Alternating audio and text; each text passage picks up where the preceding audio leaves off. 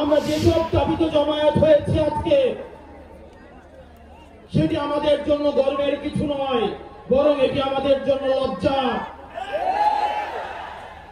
5ই August সিদ্ধান্ত হয়ে গিয়েছে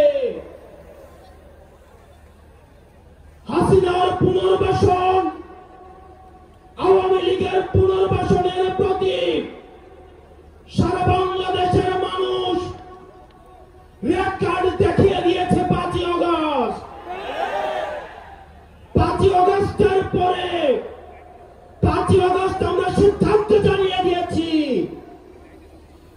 এই ভূখণ্ডে আওয়ামী লীগের আর পুনর্বাসন হবে না।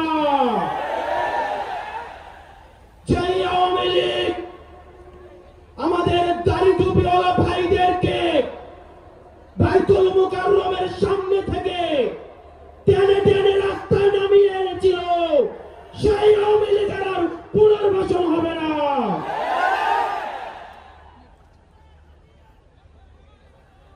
প্রিয় সংগ্রামী সহযোদ্ধা, অত্যন্ত পরিতাপের বিষয়, আজকে 8 মাস পরে এসেও আমাদের দেশের অনেক রাজনৈতিক দল, অনেক রাজনীতিবিদ আমাদেরকে বারবার করে মনে করিয়ে দেয় আওয়ামী লীগ নাকি রাজনৈতিক দল, এবং এই রাজনৈতিক দল নিয়ে সিদ্ধান্ত আসার এখতিয়ার নাকি তাদের নেই।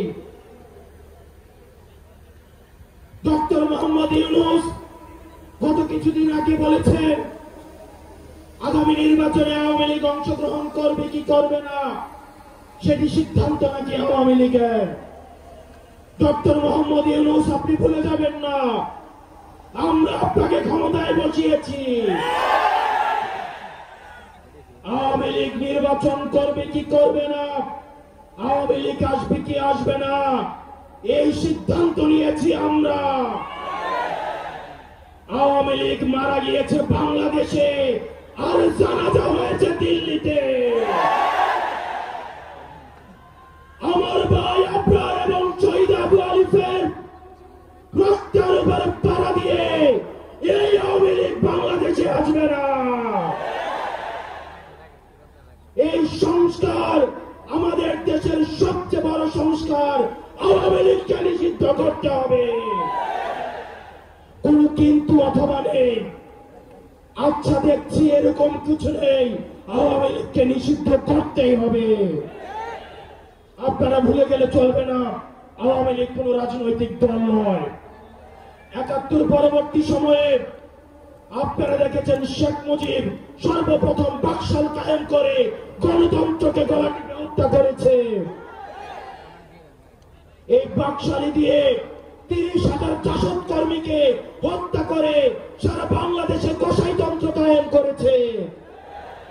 আওয়ামী লীগের লুটপাটের কারণে আপনারা দেখেছেন ৭৪-এর দুর্ভিক্ষে ১৫ লক্ষ মানুষ মারা গিয়েছে। আমরা বারবার করে বলতে চাই, আওয়ামী লীগ কোন রাজনৈতিক দল নয়। আওয়ামী লীগ হচ্ছে একটি সন্ত্রাসী সংগঠন। এই সন্ত্রাসী সংগঠনকে নিষিদ্ধ করার মধ্য দিয়ে আমরা সংস্কার দেখতে চাই। একই সাথে সাপ্লায় যে হত্যাকাণ্ড হয়েছে, আমরা আপনাদের কাছে অনুরোধ জানাবো, এই সাপ্লা হত্যাকাণ্ডে যারা শহীদ হয়েছে, আজকের এই মঞ্চ থেকে এই শহীদের লিস্ট আপনারা জাতির সামনে প্রকাশ করুন। একই সাথে হাসিনার এই ফাঁসি না হওয়া পর্যন্ত প্রয়োজন হলে আমাদের শেষ রক্তবিন্দু দিয়ে এই তরুণ প্রজন্ম আমরা হাসিনার ফাঁসি নিশ্চিত করা পর্যন্ত আমরা আন্দোলন চালিয়ে যাব। এবং নারী সংস্কার নিয়ে যেই কনসার্ন আপনাদের কাছ থেকে এসেছে, আমরা চাই ডক্টর মোহাম্মদ ইউনূস এই কনসার্ন গুলোকে আপনি অতি সত্বর অ্যাড্রেস করবেন, এবং অপ্রয়োজনীয় যে সংস্কারগুলো রয়েছে সেদিকে পাশ কাটিয়ে প্রয়োজনীয় যে সংস্কারগুলো রয়েছে, যেটির মধ্য দিয়ে নারীদের অধিকার নিশ্চিত হয়, যেটির মধ্য দিয়ে নারীদের সম্মান নিশ্চিত হয়, এবং আমাদের দেশের ধর্মীয় এবং কালচারাল সাংস্কৃতিক যে সম্মান অক্ষুণ্ণ থাকে, সেই অধিকারগুলো, সেই সংস্কারগুলোতে আপনাকে জোর দেওয়ার জন্য আহ্বান জানাচ্ছি। আপনারা ভালো